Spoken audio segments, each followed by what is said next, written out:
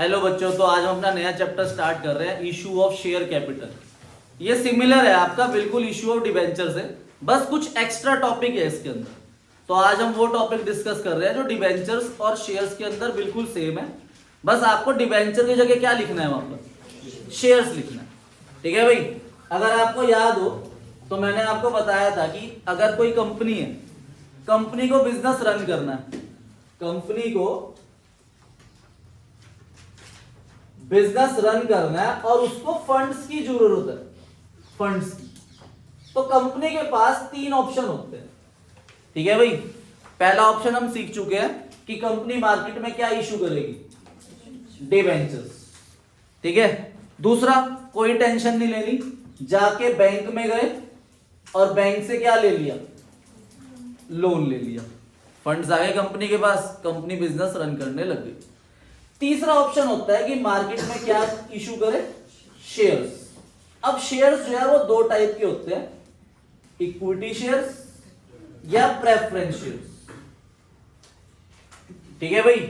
अब equity share issue करने से क्या फायदा होता है, क्या नुकसान होता है, प्रेफरेंस शेयर इशू करने से क्या फायदा होता है, क्या नुकसान होता है, वो थियोरेटिकल पार्ट है, वो हम चैप्टर के एंड में पढ़ेंगे। ठीक है। अब दो टॉपिक थे डिवेंचर के अंदर कि कंपनी को अगर पैसा चाहिए डिवेंचर इशू करके, तो कंपनी के पास दो ऑप्शन होते हैं। क्या, एक बार सारा पैसा मंगा लिया तो उसे क्या बोलते हैं, लमसम, और दूसरा इंस्टॉलमेंट। तो यही दोनों ऑप्शन शेयर्स में भी है। कंपनी को पैसा चाहिए और कंपनी जो है लमसम पैसा मंगा रही है, तो अपनी कॉपी में हेडिंग डाल लो, इश्यू ऑफ शेयर कैपिटल, और उसमें कंपनी जो पैसा मंगा रही है वो लमसम, मतलब एक साथ मंगा रही है। डिबेंचर हमने पढ़ा था कि डिबेंचर तीन तरीके से इशू हो सकता है, पार पर, प्रीमियम पर या डिस्काउंट पर। तो जब मैंने कल थ्योरी पढ़ाई थी तो उसमें मैंने बताया था कि शेयर्स दो तरीके से इशू हो सकते हैं। कैसे, पार पर या प्रीमियम पर। डिस्काउंट पर एक स्पेशल शेयर्स होते हैं, स्वेट इक्विटी शेयर्स, वो हो सकते हैं डिस्काउंट पे इशू। आई बात समझ में। तो लमसम के अंदर जो हम पहला टॉपिक पढ़ रहे हैं वो पढ़ रहे हैं एट पार, कि पार पर कंपनी शेयर इशू कर दी। और दूसरा टॉपिक क्या है, एट प्रीमियम। पार का मतलब और प्रीमियम का मतलब आपको पता है। ठीक है। फेस वैल्यू मान लो 10 रुपीज है और 10 रुपीज में ही आप इशू कर रहे हो, तो ये पार है।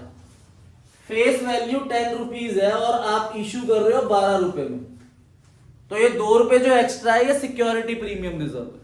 ठीक है। पार को मतलब फेस वैल्यू पे ही डिबेंचर इशू कर दे, तो इशू प्राइस और फेस वैल्यू दोनों सेम होनी चाहिए, उसे हम पार बोलते हैं।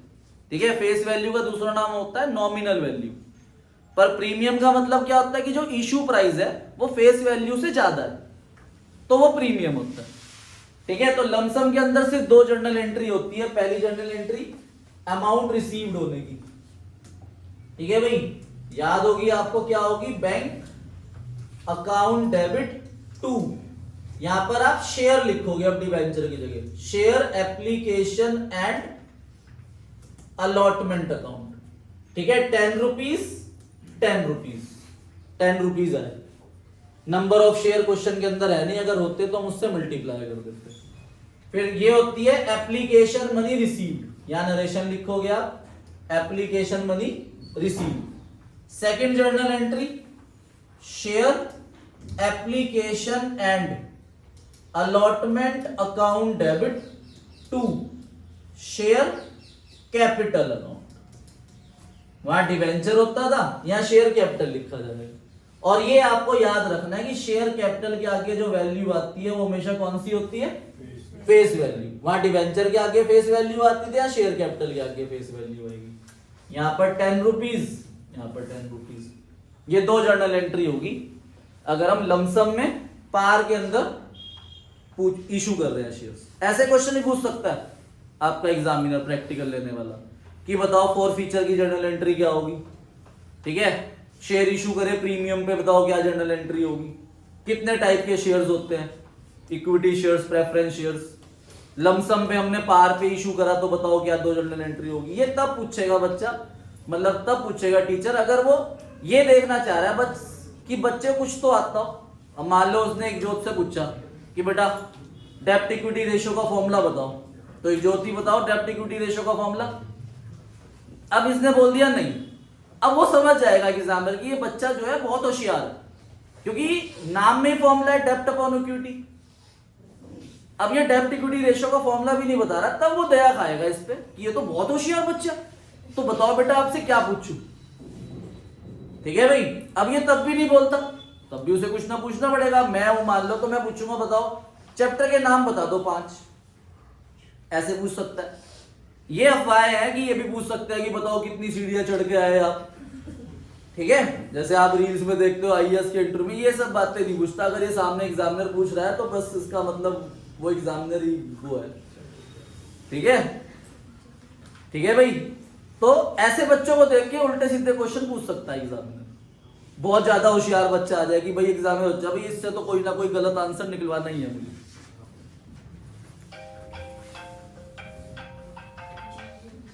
अब एट प्रीमियम देखो, 10 रुपीज आपकी फेस वैल्यू और इशू प्राइस है 12 रुपए, तो 2 रुपीज जो एक्स्ट्रा है, ये 2 रुपीज आपका सिक्योरिटी प्रीमियम रिजर्व है।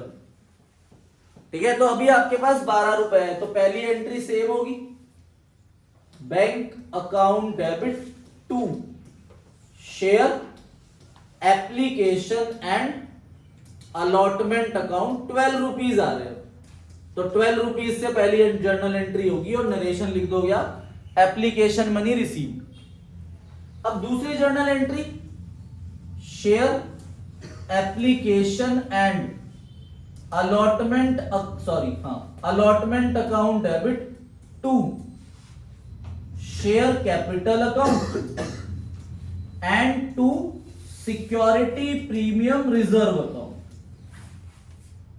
तो यहां पर आप लिखोगे 12 रुपीज, शेयर कैपिटल के आगे फेस वैल्यू जो कि आपके पास 10 रुपीज है, और सिक्योरिटी प्रीमियम रिजर्व 2 रुपीज अलग लिखो। आई बात समझ में। अब क्वेश्चन के अंदर अगर मान लो ये लिख दिया कंपनी इशूड 1000 इक्विटी शेयर्स, तो बस आप शेयर के साथ यहां पर इक्विटी वर्ड ऐड कर दोगे। अगर क्वेश्चन में लिख दिया कि कंपनी इशूड 5000 प्रेफरेंस शेयर्स, तो आप यहां शेयर के साथ प्रेफरेंस वर्ड ऐड कर दोगे, बस शेयर रहेगा ही, प्रेफरेंस वर्ड आ जाएगा। जैसे वहां पे डिबेंचर के साथ परसेंटेज ऐड करते थे, यहां शेयर के साथ उसका नाम ऐड करना है कि वो इक्विटी शेयर है या प्रेफरेंस शेयर है। अगर क्वेश्चन के अंदर सिर्फ शेयर वर्ड है तो आप शेयर वर्ड ही लिखना। क्लियर है। अब यही एंट्री आगे होगी अगर इंस्टॉलमेंट आ जाए। ठीक है, नोट कर लिया, इसे नोट करो, करना है तो देखो भाई, लमसम समझ गए। अब आता है आपका इंस्टॉलमेंट।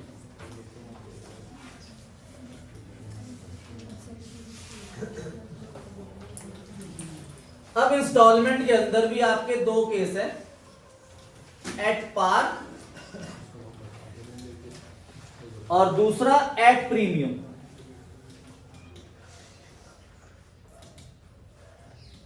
ठीक है भाई, पार का मतलब वही 10 रुपीज वाले शेयर्स आपने 10 रुपीज में इशू करे।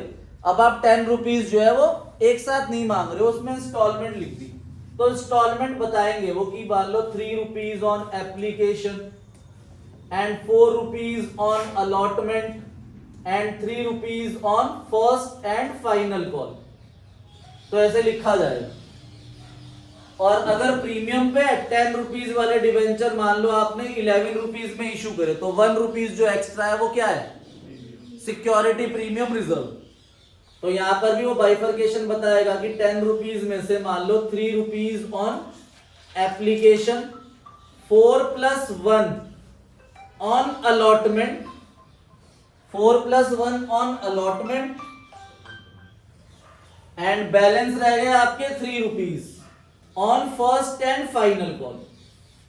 ठीक है भाई, तो आपको उसके अकॉर्डिंगली एप्लीकेशन की 2 एंट्री, अलॉटमेंट की 2 एंट्री और फर्स्ट एंड फाइनल कॉल की 2 एंट्री करनी है। ठीक है, होमवर्क लिखो आप इशू ऑफ शेयर कैपिटल का।